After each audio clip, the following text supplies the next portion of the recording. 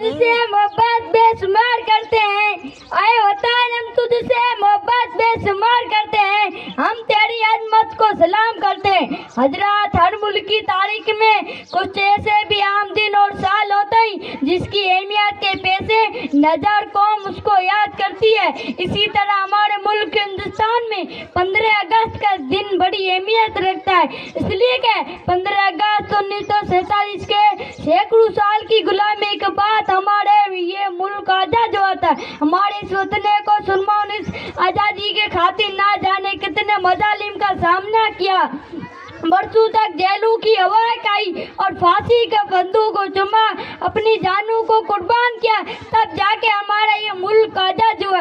आज हम मुजाहिदीन आज़ादी को सलामी देते हैं और किराज अकीदत पेश करते हैं। मिट गए खुद और मिटने ना दी वतन के अबड़ू, मिट गए खुद और मिटने ना दी वतन के अबड़ू, उन शहीदान वतन को बारहा सलाम। जय हिंद।